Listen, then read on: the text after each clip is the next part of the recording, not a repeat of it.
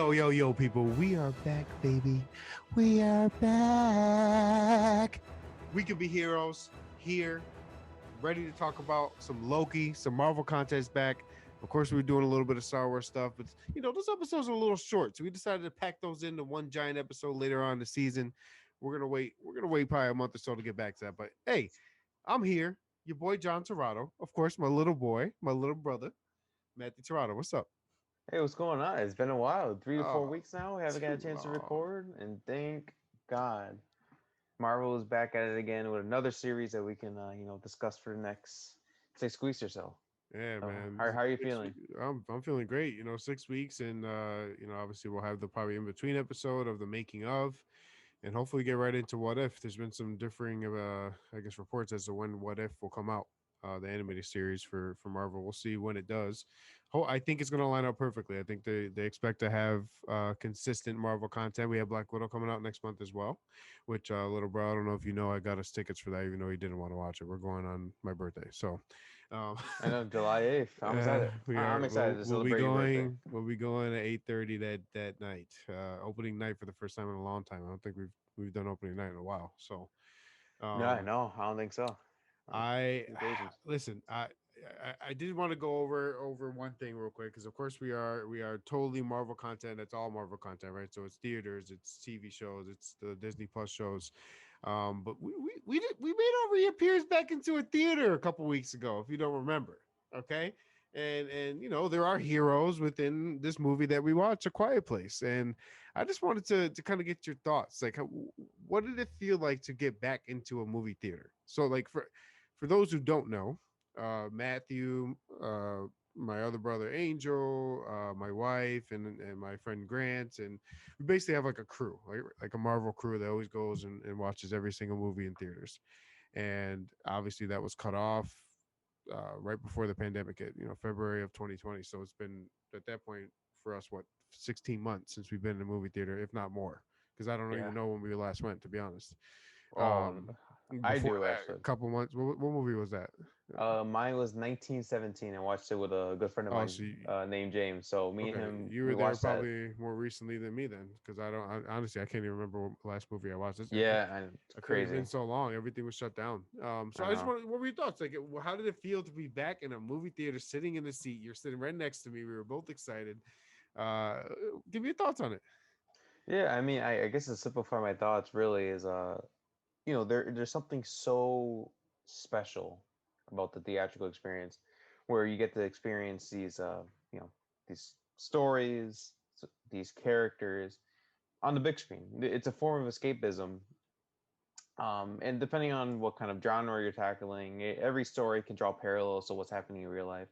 But in the case of A Quiet Place Part 2, it takes place in an apocalyptic scenario. You have monsters who are attracted to sound. Odds are you're probably not going to be thinking about real life while watching. So I think really to sort of be viscerally moved by what's being depicted on screen, is a testament to John Krasinski as a director and writer. Yeah, I mean, I can praise the theatrical experience over, but it's necessary for human interaction because we thrive in that format. There nothing can compare to you watching it at home, through a streaming service. It's Right. beneficial. You don't Right. necessarily have to, exit the confinements of your home. There are some people who generally cannot take the time out of their day to head to a movie theater. We have many people working at home, and obviously they can't just sacrifice 3 hours to randomly head outside. Chances are they'll probably look to go on Netflix, HBO Max, Disney Plus, watch a television show, watch a quick movie, and then move on with their day. For me, I grew up watching Marvel movies, movies like A Quiet Place within the theaters, and to originally see them on the decline, both economically, and I suppose you know, humanity wise, even. I mean, like I said, too, even though all of us are technically strangers within the theater, I mean, we're all experiencing very similar emotions. And it was just so thrilling to see essentially every seat filled up, despite, COVID being a thing and, the theater having to uh, compensate for social distancing measures, possible mask wearing, etc. Right. So, Right. I mean, what were your thoughts? I mean, I'm sure I pretty much went into So detail, but I do another podcast with another company called the Geekiverse. We're just doing a rewatch of all the MCU movies. And I kind of said the same thing over there. Is I was nervous, like just on the way to the theater. I'm telling Christina like I'm nervous. She's like I was like I felt like I'm on a first date, like because 16 months. That's a long time, and I got a shoebox full of movie stubs. Like Christina and I were movies. That's all we could do before we moved in together. It was movies, bowling, or going out to eat, or walking around Walmart. That's all we did. We Mhm. were young kids that didn't have a lot of money, right? And we just like the movies were my thing. I mean, I have stacked up credits from all the tickets we've ever gotten, right? Like the experience just walking in, it didn't feel real. Getting into the seat, it didn't feel real. Movies, I didn't, it's funny because I didn't even know when the previews actually start. I used to know when things were going to happen, like you're so used to going to theater, the process and when it's going to happen. When previews hit, I didn't even know it was previews. I thought it was like the pre-previews still, like the ones before the actual previews. And then it Right, started right, hitting, right. I'm like, oh my god. And then the Marvel the 3 minute welcome back to the theaters trailer they Go put back to out, the theaters. Yeah, uh yeah, and that gave me goosebumps because I gave the all the experiences that we've gone through, and then some of the stuff that's going to be coming, right, with Eternals and so on and so forth. um I'm going to apologize, and I don't even know if I even said this on the podcast or any podcast for that matter. uh I so I think streaming, in terms of releasing on streaming day one, is going to be a part of the future. I think you and I even talked about this, that theaters may not succeed ever again unless they change things up. Maybe they don't have to. Maybe they should to continue to drag more people into the theaters, of course. Um, there's nothing that beats it. That experience, getting into the room with the big screen, getting the seats that you want. We always get our typical right side or left side at the top seats. Um, just experiencing that, not that I'm a huge fan of like just randomly talking to strangers, but it's not even talking, right? So going back to when we watched Endgame, the whole crowd freaked out when on your left is said, right, with Sam. When Tony Stark, rest in peace, passes away. uh you could feel, you literally can feel that energy. It is such a weird thing to think about, and it is such a, like, almost kind of a silly thing to think about, but it, like, I regret ever saying, like, put it on Disney Plus. Now, do I think a hybrid approach is going to be the best option, especially with, you don't know how long they're going to want to social distance in theaters? Of course, like, definitely go out and release it first day. I am not going to be one of those guys. I will be in theater. I will get my ticket, and I will watch it on. I'm always going to have a Disney Plus subscription, so I'm always going to get my money anyway. And I'll go watch it in October when it's for Black Widow, for example. I'll watch it in October when it's released. Permanently on Disney Plus. Um, Nothing beats a theater, and I regret ever saying just throw it on Disney Plus. Like, the content isn't, it's amazing. It's not enough, right? Like, the yeah. experience, the movie theater itself, getting the popcorn. Like, yeah, we can make popcorn, but that's like saying, oh, I mean, when we were younger, I want McDonald's burger. You better go to the fucking grill and go make your own burger.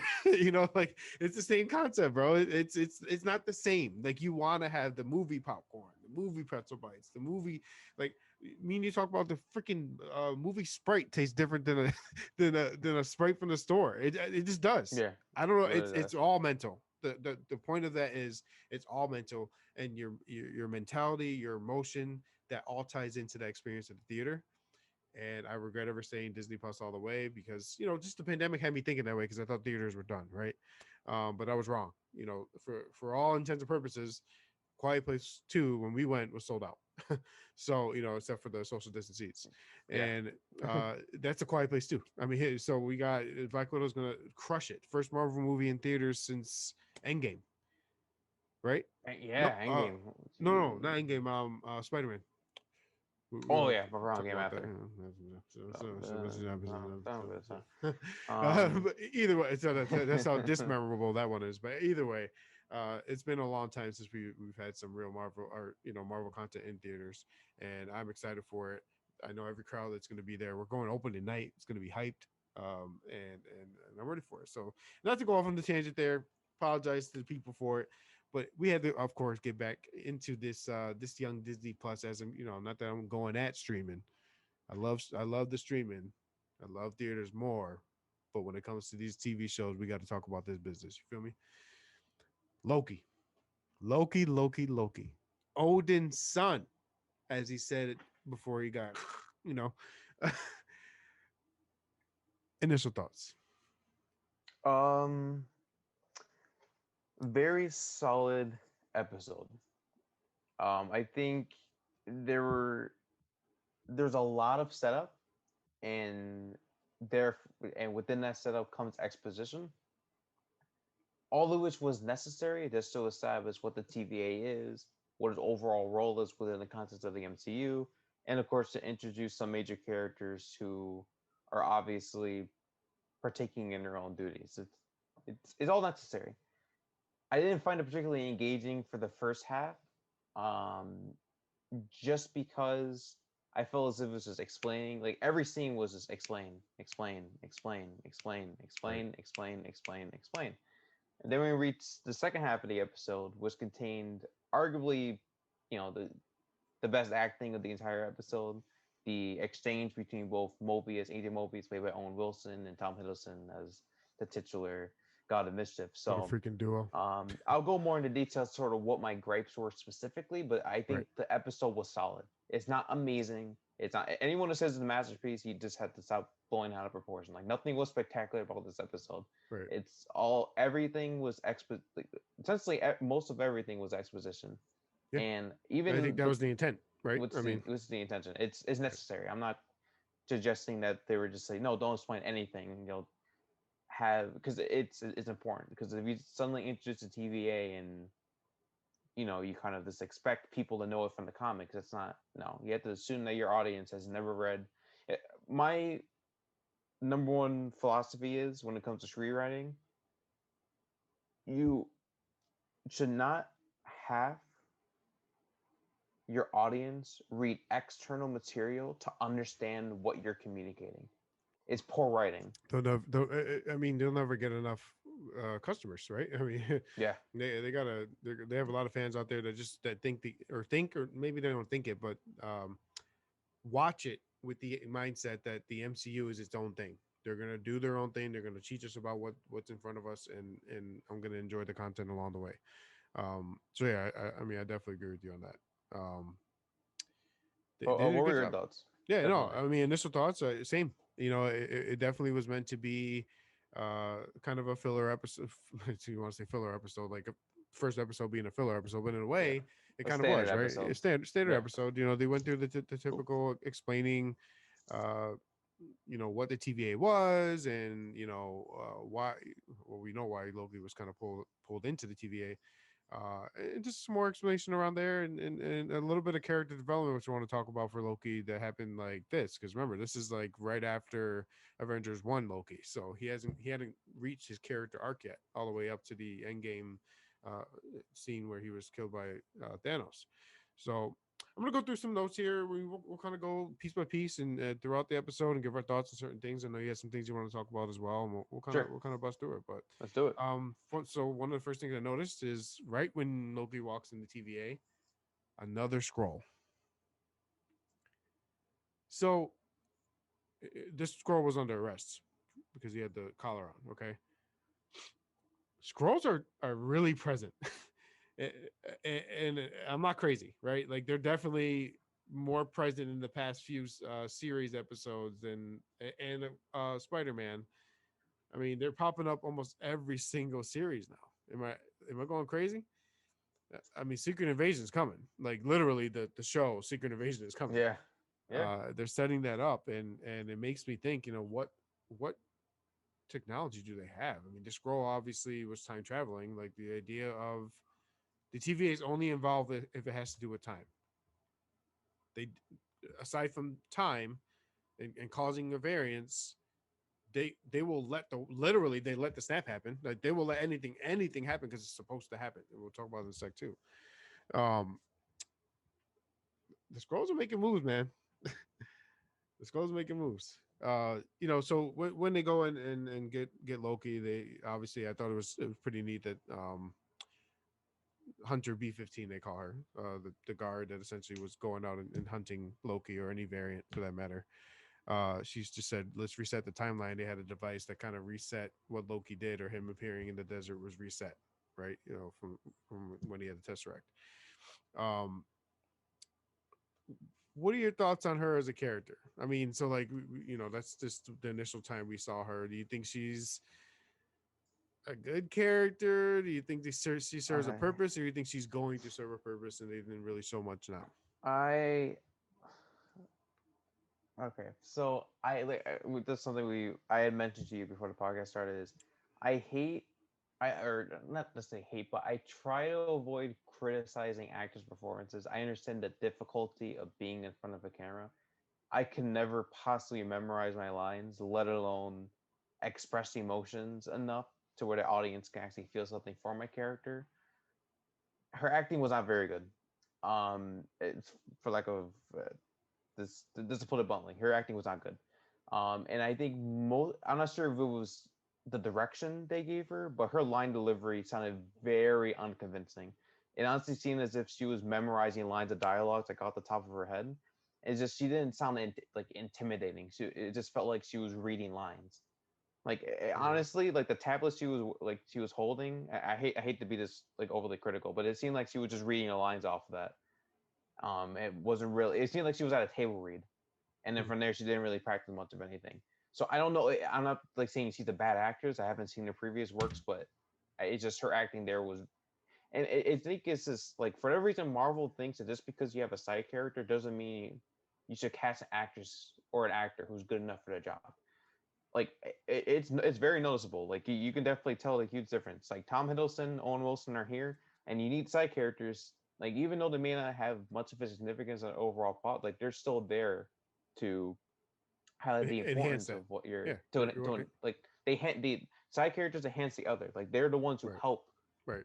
the main characters progress the story along. That's the Absolutely. purpose of any side character. So, her as a character, I mean, I didn't know what to think of her. I just felt like her line delivery was very distracting.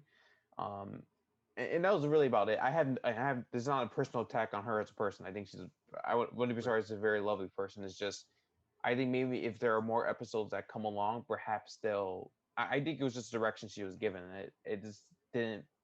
It wasn't off to a very good start. Let me tell you that. Like when I sort of started acting alongside. Right. Right. Got But better along the way. So yeah, yeah, when Loki's apprehended, taken into the TVA, they mention something called the timeline war. So they go over the timekeepers and who they are.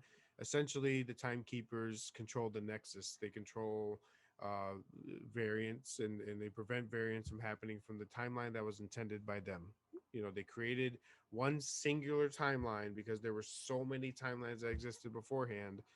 There ended up being a literal war between each, you would call it universe then at this point, right? The multiverse. Um, or would you? So this is where questions coming in for you. Our time. So I struggle with this. I kind of know what this concept would be, but I want to know what the MCU is leaning towards with this. Right? Are Is every branch of a timeline essentially a separate universe in the multiverse? Because that's what a multiverse is, right? It's what if, like literally, like the what if episode's gonna be different universes if this, that, and the third happened differently. So this, I just what's the difference there? Like I'm my understanding is you break the timeline, you create multiple universes. That's the idea, yeah. right? I think that's the idea that Miss Minutes was talking about. I'm not 100% certain, and it's something that this is a question that I raised to myself when I was watching the episode. Like, so I know that the purpose of the timekeepers is obviously because the Nexus is the main timeline, the one that's It's like the big brain and quote then unquote everything else that comes off it, right, right? like quote unquote like is infinite And it's the spans second time the across Nexus is mentioned, by the way. The Nexus is mentioned in a one division, right? commercial in WandaVision. One Right. division, yeah. So um, I think like the confusing part for me is so if the timekeepers. made it to where if you branch off your path, you create a new one, you're apprehended by TVA and they wipe you out of existence. But what if it's set in stone in the timeline that someone has to branch off? Well, If you, so if you, if you get my meaning, like what if but the, someone has to branch off to do something else? but You that's understand my what I mean? thing is I don't think they consider that a branch off. So like they mentioned and it kind of we can go a little forward then. What everything the Avengers did was supposed to happen is what they said. Like the Avengers traveling and Steve Rogers going back in time and staying with Peggy, uh, time traveling. I said traveling. The Avengers time traveling, effect essentially creating multiple branches. Like they talked about that. The Hulk and the Ancient or Ancient one. the Yep, you're right. Ancient One, right? Yeah, Hmm. the Hulk and the Ancient One talked about the fact that branches were created. You know, I'm trying to make sense of this because it's a little confusing, right? So like at the same, did the timekeepers allow those branches to be created knowing that they come back to some degree? Where Loki's branch was not the intended branch, right? The intended broken branch that and there's essentially no way for to put him back. Like they once he's gone, he's gone. Like there's still a Yeah, you timeline can't like yeah, where he right. stayed and went Yeah, to the Dark World movie, and there's still now a timeline where he just branched off and tried to escape, and the TVA took him. yeah, exactly. Um, so for me, it just doesn't. It's not clicking. Like I didn't personally, and this is I'm gonna give opinion now. I didn't like that they started to demean a lot of things in this episode. So to give negatives along with positives, Sure. um, to me, two things didn't sit right with me. Essentially, they're telling us the timekeepers decided everything that we had seen in 23 movies. Like they're the ones who decide everything that happens for 23 movies. Thanos snapping, everything, right? Then like that. Two, making the Infinity Stones insignificant, calling them paperweights. I'm not as upset with it, but I am upset with it at the same time. It goes back to what I first said, right? They're demeaning everything that happened in the first 20 plus movies you watched. But on the other hand, they're showing the true power of the TVA and the timekeepers. Yeah, essentially Like that those stones were nothing to them. rendered obsolete. It's like, They yeah, I might as well use it destroyed as half the universe with them, brought half back, killed all of Thanos' people in Thanos, yeah. and their paperweights. Like But the craziest part too, they have no this is effect. Where it's just are so they and what yeah. are they? There's so and it's such an interesting concept, and I honestly Hello, everyone. Thank you. I am so sorry. There was a technical difficulty. We are back. Matt was just talking about, of course, Loki, Disney Plus series. We were just talking about the insignificance of Infinity Stones. Matt, kick it back off, baby. yeah, sure. So I think on the topic of what we were discussing earlier is I think like it's just weird. Like I know what you mean. and there were multiple. Like there were not just like one time stone. Oh, actually, there was only one time stone, but there were what like two soul stones, multiple reality stones. So this implies people have the knowledge of where they were located, of where the Infinity Stones were located. Probably acquired them at some point in time, and then TVA apprehended them, saying, "Yeah, listen, So you cannot do this." hear me out real quick. And this is something I thought of. Um, maybe it made either made this insignificant or what he saw meant something even more than what we thought. Sure. So Doctor Strange in Infinity War saw was it million and whatever possibilities of endings. What if all of those endings that he saw happened, but in different realities or variants, right? And those soul stones are within the branches he saw, or those stones in general. Oh, I see. So Like right. what they went and to close the variant, which would be the branch off, and one of the other millions of the one that didn't happen, one of the ones where Stark did not die, right? And those stones are from those variants, and they confiscated them.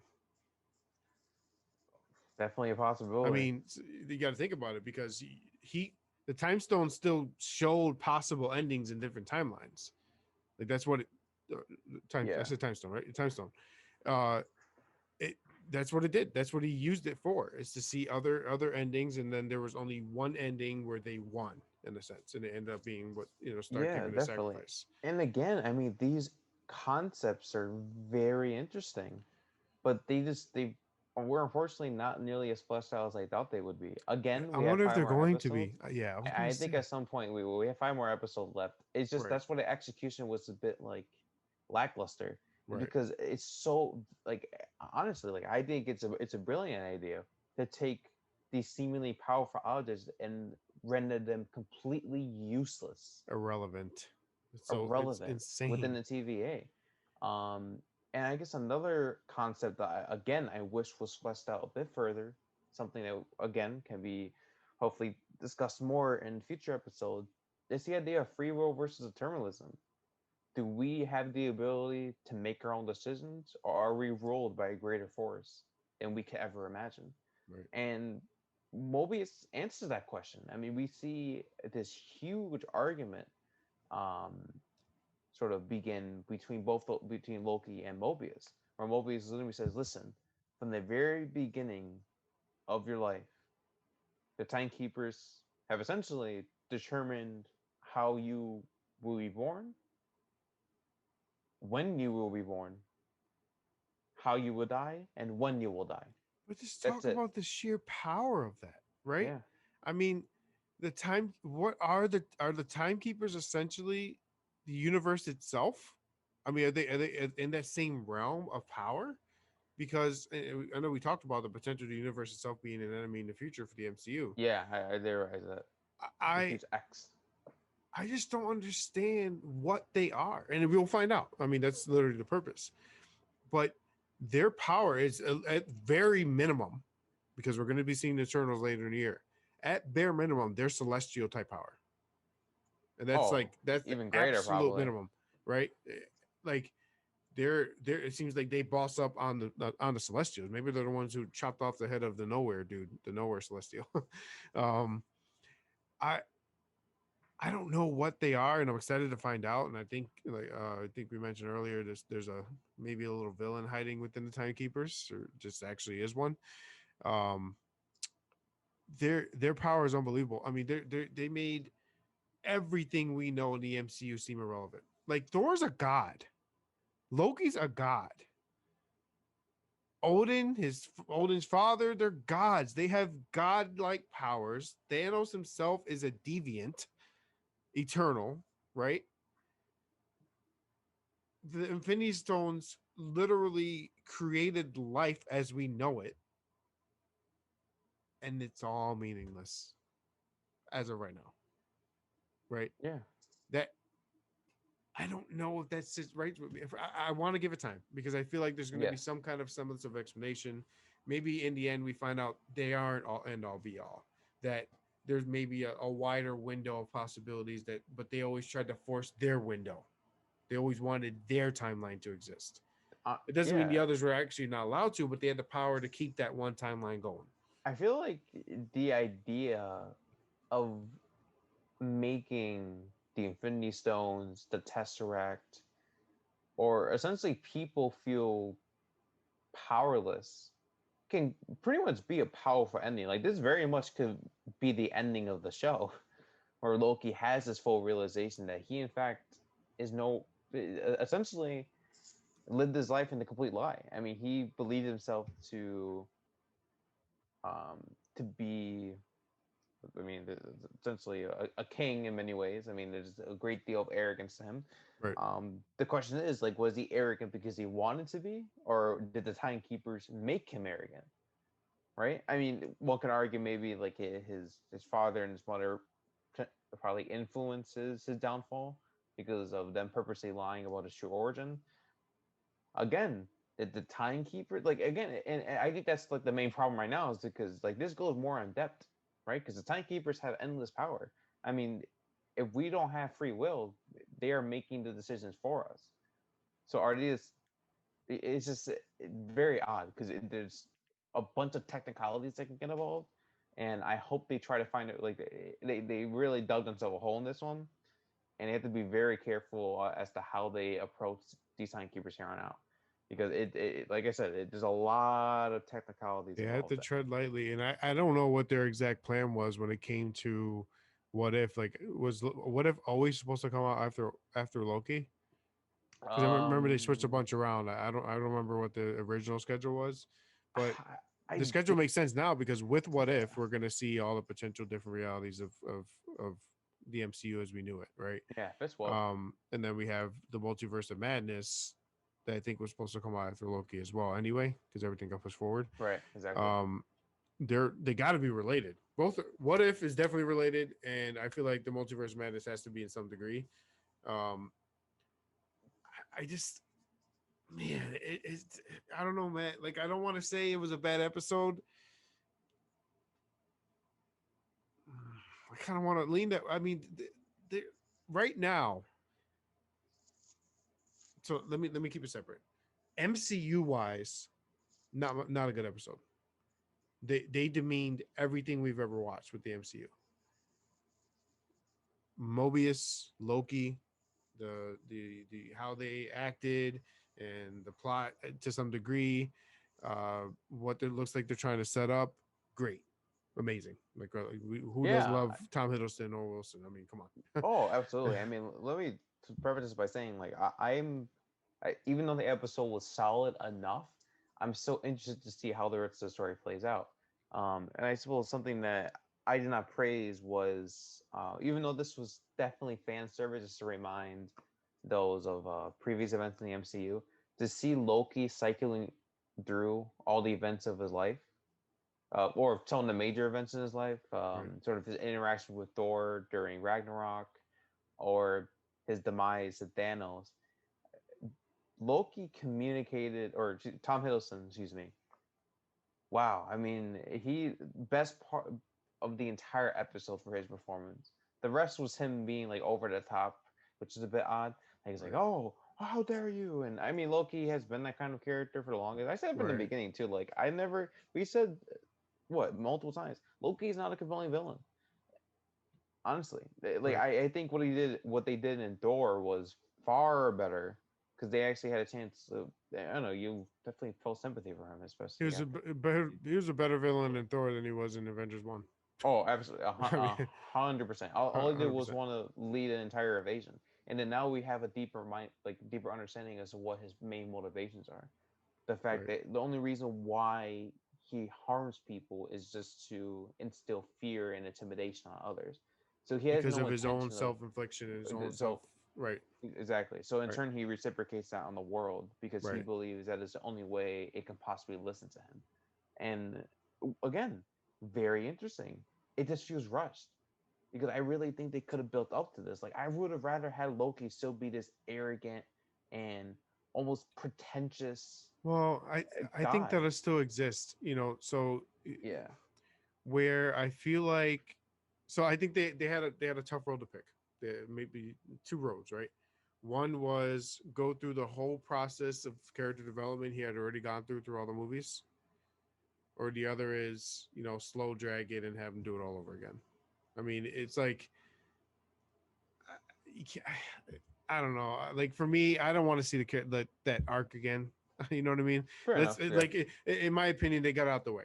He saw everything that happened. He saw you know all of his events throughout the MCU, and it clicked for him. Like I want to do better. Like now he's for all intent and purposes, he's the Loki that we know that obviously died to Thanos. I'm good with that. I think there's still going to be a lot of the arrogant Loki though. I think that's still going to Mm-hmm. be in this Loki for sure, and I think No, it was still definitely. in the Loki that was in Endgame. I mean, like he was still trying to be the god of mischief. He died as the god of mischief, right? Like he still gave the stone, but had a purpose and tried to stab Thanos. Like there's always going to be that Loki in him, and I think that's what a lot of people love about the character and Tom Hiddleston's acting. He doesn't really break away from that truly. His arc was not. It was redemption in the sense of coming back from what many saw as a villain, right? It wasn't redemption from his being an asshole. Like that's just always going to be Loki. um, So yeah, I think we'll give it time. I'm not gonna say it's bad. Like that's one thing I don't want to say for sure after one episode. I do need to see more. I need to know that everything we watch wasn't for no reason. Honestly, that's just kind of my thing. I'm just like, it is. I get it, but I don't. And we'll see where they're headed with it. I think Yeah. I think the purpose of this is all related. I think they're gonna get all these together for a reason. Everything that we've seen so far, except for Falcon and Winter, has been super super multiverse slash timeline related. So there's something brewing, right? We know for a fact that something's brewing. So we'll see what that thing is. Yeah. So they head over to 1549 France, in which they mention that the devil is out here bearing gifts. Where I'm Mephisto. going with the devil. I was just gonna. I, I I don't actually No. think it's Mephisto, obviously, but No, definitely. I Yeah. just Obviously, know not we thought Mephisto. Mephisto since like uh Captain America 1. Yeah, it's Look, just that was definitely, I don't know if that was already in the episode or not, but either way, it was definitely a play in my eyes to like, hey, look, the devil's back. The yeah. devil's Loki, or a version of Loki. I think we all know, as you can tell with the introducing scene when they show the Loki sign, it's multiple versions of the Loki sign, right? Mm-hmm. When it's introduced, we're going Oh, to see multiple versions of Loki. I wanted to mention that fantastic theme.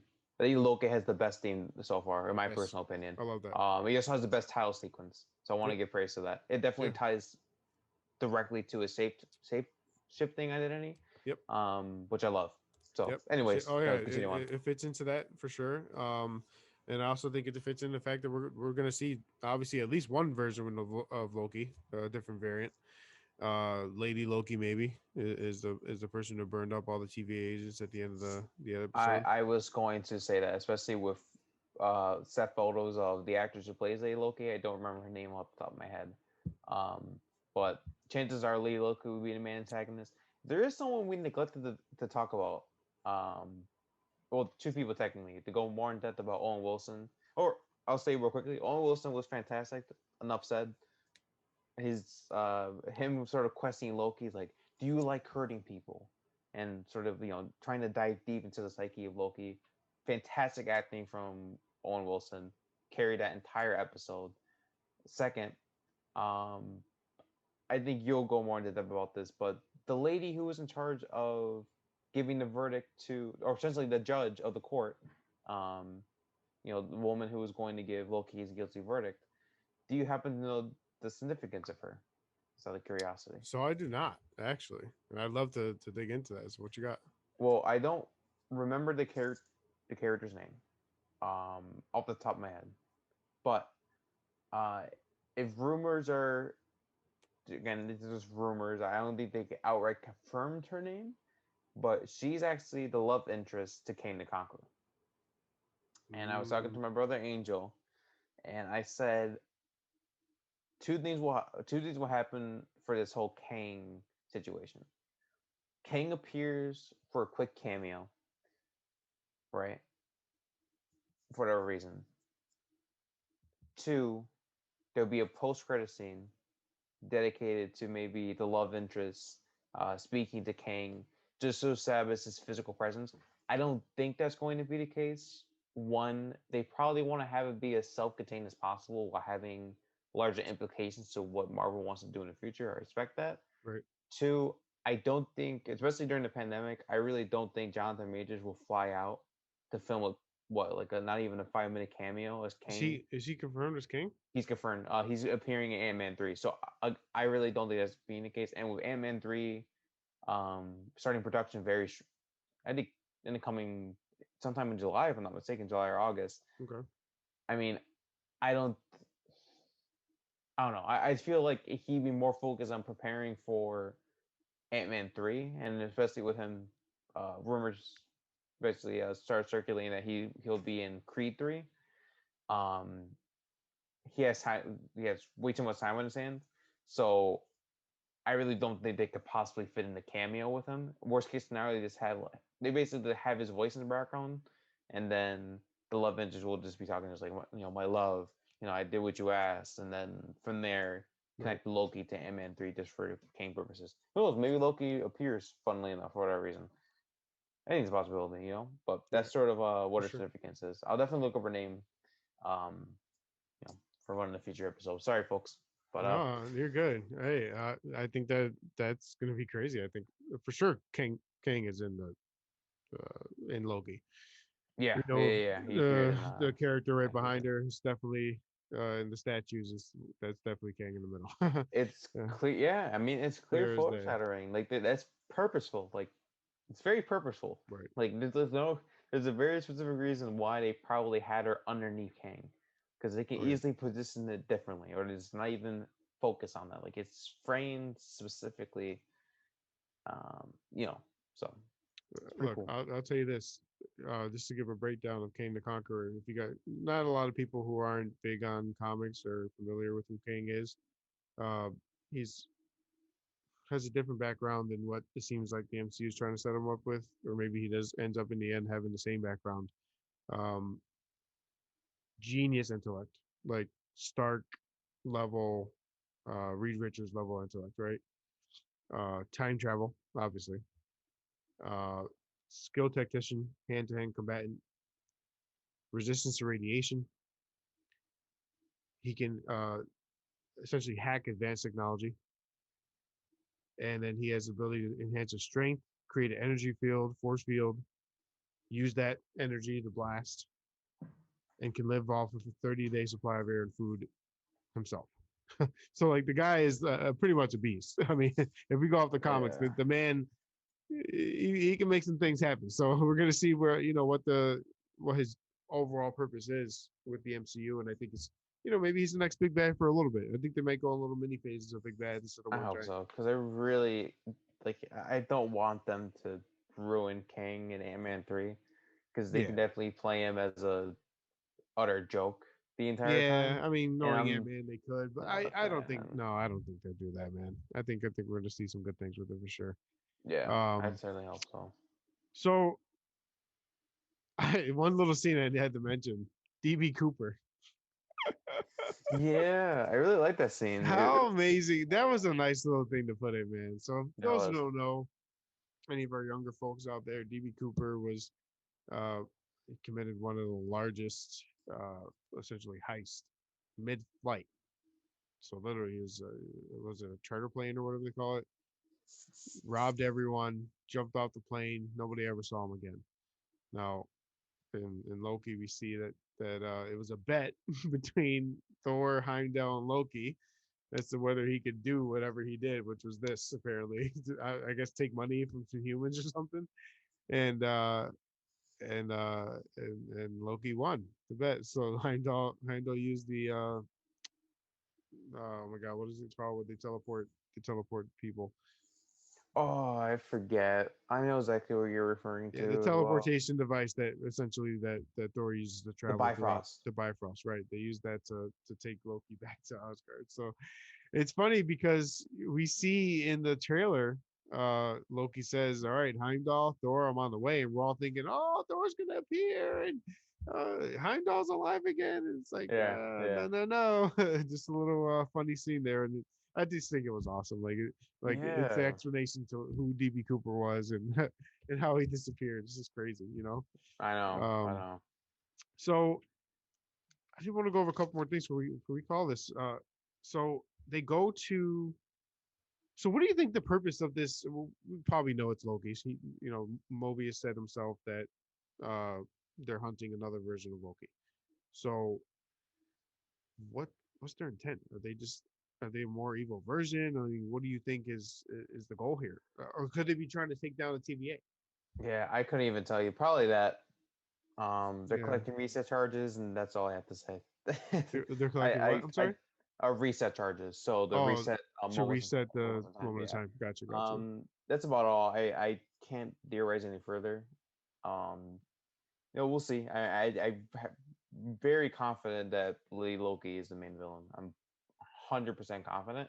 And if it's not Lee Loki as the main villain, then she'll probably just like say, "Hey, it's the court lady," and then we find out why, because she's in fact the love interest to Kang. I Right. guarantee that's happening. Like Lee Loki will be presented as the main antagonist for the story, Loki and her will have a conversation. You know, she'll give the spiel about, oh, the TVA is actually corrupted. There's this woman who's, a woman who's with Kang. Kang is not exactly this peaceful timekeeper that many are to believe. Like, and then Right, right. that pretty much be everything. So I Yeah, I think think by the end of the story, Loki and her will probably be taking on TVA. Mobius will probably be out of the equation, mainly because I think he's Owen Wilson, and two, he's seems relatively kind-hearted. Like he genuinely wants to help. Well, I think he is using Loki to an extent because at the end of the day, they don't have kind of the best agents for the job. I mean, they've right. been being taken out quite a lot Yeah, by a single person. So, right. um, Yeah, uh, I'm excited to see, kind of where they go. I, I love Loki as a character. Or Tom Hiddleston as an actor. I'll say more so. Owen Wilson, same. I'm gonna continue to watch it. Obviously, they got to tread lightly. That's just my overall opinion and thoughts on the first episode. Tread lightly with how you do it. I hope they do. I want everything we watch to still be significant, but at the same time, I want new stuff, right? So maybe this is the intent. They have a plan. I trust Kevin Feige. We all do. Uh, and we'll see where it goes. I'm definitely excited for it, and we're gonna see where it's going from then on. Any other thoughts for the Young Marvel podcast or for the episode, most recent episode? I think sort of okay. There is something I wanted to bring up. So let's just say give a follow over to Prime Picks over on Instagram. If anything, obviously when we give our sort of details where we can find on social media, if you go over to my follow button, if you just look up Prime, you'll probably find out because he has like hyphens, underscores, etc. So Right. it's not exactly Prime Picks, but he gave an excellent idea. And I spoke on the story. I said I would have loved the episode more if they did this. For the scene when they were showing Loki's major moments in time, they show Coulson's death. And this is what Prime said. The paraphrase, he said, it would have been cool if they canonized Agents of S.H.I.E.L.D. if Loki said, oh, yeah, you didn't really kill him. And that's it. Mm, Like this is like a one off line. That's the mm, canonized Agents of S.H.I.E.L.D. to say, actually, in fairness, I mean, you didn't really kill him, but again, you lost, so you must love mm, losing. So, mm. it's curious what your thoughts were That would have if they been. actually went through with it. Oh, I'm a big fan of Agents of Shield. I think there's some way going to make it canonized. I don't know how. Multiverse probably or something similar. Um, when they bring all the universes together, maybe they figured that out. But yeah, no, I would freak out. I'd be so happy if that happened.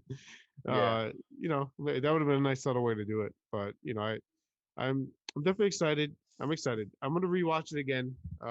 Maybe I'll have a little better mindset when it comes to it. But for now, I need to see more. I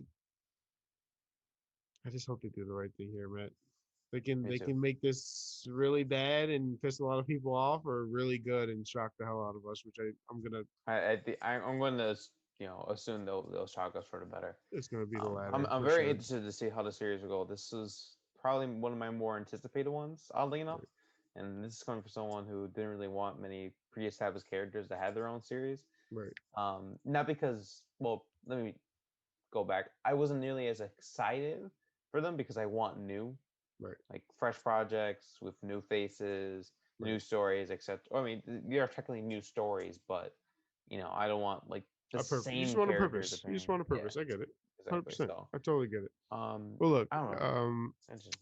Of course, thank you everyone. We of course wanted to apologize for the long delay here of Yeah, bringing you guys an episode. This is not a lot of content that was out, right? The again, Star Wars: The Bad Batch, amazing series. Matt and I are loving it. We texted a couple times about it. Uh, but this is short episodes, right? There's in the way those episodes flow, there's not a lot of content to really bring out all per week for those. But we're back at it. We're here. We're going to be doing this weekly. Every week you can think of when it comes to Marvel content. We're going to do a massive episode with as many episodes to discuss of the Bad Batch and any other Star Wars content that comes out the rest of the year because we're all about the heroes, man. But Matt, Tell them where they can find you, man. As always, Instagram, Matt underscore T29. Thank you for always supporting us with the likes, with the views. Even if you go as far as a share, we appreciate it. We've said on multiple occasions we're a very small piece in a larger puzzle. There are a lot of podcasts out there, so the fact that you take the time out of your day to watch however many seconds, however many minutes um, of these episodes, means the world to us, and we'll still be continuing to, post the most content as possible. I know we were on a 3 week hiatus, but we're back and better than ever. And we promise to be uploading weekly now, at least for 6 straight weeks, because Loki is out. We'll be giving our thoughts, our honest thoughts at that.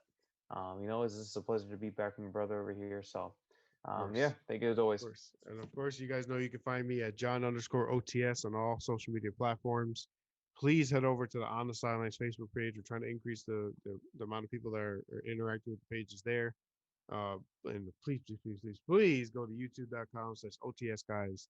Watch the video. Give us any view helps. Any view helps. We'll take one.